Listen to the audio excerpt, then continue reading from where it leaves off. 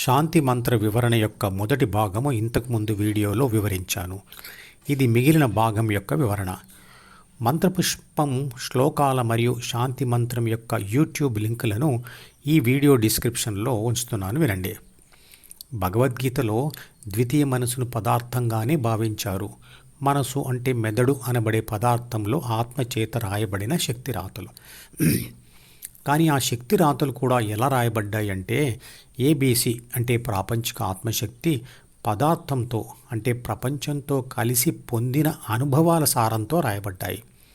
ఉదాహరణకు సెల్ ఫోన్లో ఉన్న బ్యాటరీలోని విద్యుత్ శక్తి ప్రపంచం లేదా ప్రకృతి అనే పదార్థం నుండి వచ్చిన శబ్దాలను సెల్ ఫోన్ మెమరీలో రాసినట్లు అంటే రికార్డ్ చేసినట్లు.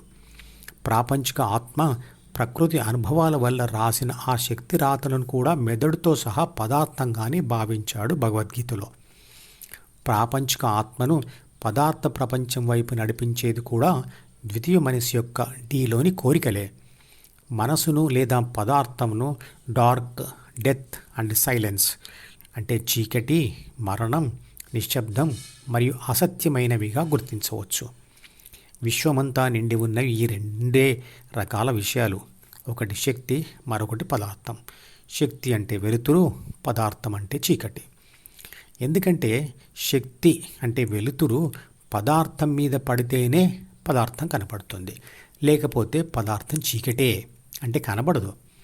అలాగే ప్రాణశక్తి లోపల ఉంటేనే మనిషి కదులుతూ పనులు చేస్తూ ఉంటాడు. అలాగే రాయిలోకి గతిశక్తి ప్రవేశిస్తేనే రాయి కదులుతుంది. అంటే శక్తి పదార్థం ద్వారానే ప్రకటితం అవుతుంది. పైనుంచి కిందికి పడుతున్న రాయి ద్వారానే రాయిలో భూమి ఆకర్షణ శక్తి ఉంది అని అర్థమవుతుంది. ఆత్మ లేదా పరమాత్మ అనేవి రెండూ కూడా శక్తి స్వరూపాలు. ధ్యానంలో ఆత్మ హృదయంలో స్థిరపడి ఉన్నప్పుడు అది విశ్వశక్తి అంటే పరమాత్మను అనుభూతి చెందుతుంది, అంటే తానే విశ్వశక్తి అని గ్రహిస్తుంది. కానీ ఆత్మశక్తి ప్రాథమిక మరియు ద్వితీయ మనసులతో ఉంటే ప్రపంచ పదార్థంతోనే కాంటాక్ట్ ఏర్పడుతుంది. కాబట్టి మనసు అనేది చీకటి మరియు హృదయం వెలుతురు. ఎవరి ఆత్మ అయితే నిరంతరంగా మనసులోని కోరికలతో ఉంటూ ప్రపంచంలో అనుభవాలు పొందుతూ ఉంటుందో ఆ వ్యక్తిని నిద్రలో కలలు కంటున్న వ్యక్తిగా వర్ణిస్తాడు భగవద్గీతలో. మనిషి చీకటిలోనే కదా నిద్రించాలనుకుంటాడు. పదార్థం చీకటి కాబట్టి ప్రపంచం చీకటి. కాబట్టి మనసు ద్వారా ప్రపంచంతో ఉన్న వ్యక్తి చీకట్లో ఉన్నాడు అంటే నిద్రలో ఉన్నాడు, కలలు కంటున్నాడు అంటే కోరికలతో ఉన్నాడు. అందువల్ల శక్తిని గమనించలేకపోతున్నాడు, అంటే హృదయంలో ఉన్న పరమాత్మను చూడలేకపోతున్నాడు, అంటే కలలు కంటూ చీకట్లోనే నిద్రలో ఉన్నాడు అని అర్థం. నిరంతరంగా మనసులోని ఆలోచనలు కోరికలతో ఉండడమే కల కనడం. అంటే మనసే ఒక సినిమా లాంటిది. అందులో ఉన్న విషయాలతో ఉంటే అది కలలు కనడమే. ప్రాపంచిక ఆత్మ ధ్యానం చేస్తూ ద్వితీయ మనసును విడిచిపెట్టడం అంటే చీకటిని, నిద్రను, కలలను విడిచిపెట్టడం అంటే నిద్రలో నుండి మెలకువకు రావడం. దీనినే ఆధ్యాత్మిక మెలకువ అంటారు. శాంతి మంత్రం శ్లోకం చివరిలో సుశాంతిర్భవతు అని పదే పదే అంటాడు. అంటే శాంతి దొరుకుగాక అంటున్నాడు. కానీ శాంతి అని మాత్రమే ఎందుకు అంటున్నాడు? సుఖాలు దొరుకుగాక అని ఎందుకు అనట్లేదు? అంటే సుఖం కంటే శాంతి ముఖ్యం అని అర్థమా? అవును. శాంతి సముద్రం ఉంటేనే దానిలో సుఖం అనే కెరటం లేదా అలా జన్మించడానికి అవకాశం ఉంటుంది.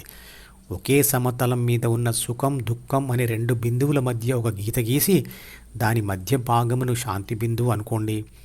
దుఃఖంలో ఉన్న అంటే ఎడం వైపు చివరిలో ఉన్న మనిషి ఎన్నో ప్రయత్నాలు చేసి ఆ గీత మీద నడుస్తూ దుఃఖం తగ్గించుకుంటూ శాంతి బిందువు చేరుకుంటాడు. కానీ అక్కడికి చేరాక కాసేపు ఊపిరి పీల్చుకొని మళ్ళీ వెంటనే సుఖం కోసం కుడివైపు ప్రయాణం మొదలు పెడతాడు. అంటే సుఖం అనే కుడివైపు చివర ఉన్న బిందువు వైపు నడుస్తూ శాంతికి దూరంగా నడుచుకుంటూ వెళ్ళిపోతాడు. సుఖాలు దొరుకుతున్న కొద్దీ అతడికి శాంతి గుర్తుకు రాదు, మళ్ళీ వెనక్కి రావాలి అని అనుకోడు. కానీ ఎప్పుడో ఎక్కడో ప్రకృతి సర్పం కాటేసి అతడిని ఆ సుఖం మరియు దుఃఖం అనే గీత మీద నుండి కాకుండా పాతాళ మార్గంలో దుఃఖానికి చేరుస్తుంది. అప్పుడు అతని శాంతి వైపు అంటే కుడివైపు ప్రయాణం మళ్ళీ మొదలవుతుంది. ఇలా ఎన్నో వలయాలలో తిరిగి తిరిగి మనిషి అలసినప్పుడు శాశ్వత శాంతిలో ఉండాలనుకుంటాడు. అప్పుడు ధ్యానం గురించి విని ధ్యాన పద్ధతి తెలుసుకొని ధ్యానం చేస్తాడు. అప్పుడు దుఃఖం అనే బిందువు దగ్గర ఉన్న మనిషి శాంతి వైపు నడుచుకుంటూ వచ్చి శాంతి బిందువు దగ్గరే ఆగి అక్కడి నుండి సుఖాల వైపు వెళ్లకుండా నిట్టెనిలుగా పైకి వెళ్ళడం మొదలుపెడతాడు. అదే శాంతి మార్గం, అదే ధ్యాన మార్గం. మధుపదం యూట్యూబ్ ఛానల్లోని ప్రతి వీడియోకి ఒక నెంబర్ ఇవ్వబడింది. 1వ నంబర్ వీడియో నుండి మొదలుపెట్టి వరుసగా చివరి వీడియో వరకు చూస్తేనే ఆత్మశాస్త్రం సంపూర్ణంగా అర్థమవుతుంది. ఈ వీడియో డిస్క్రిప్షన్లో ఉంచిన మధుపదం ప్లేలిస్ట్ లింక్ ద్వారా అన్ని వీడియోలు వరుసగా చూడవచ్చు.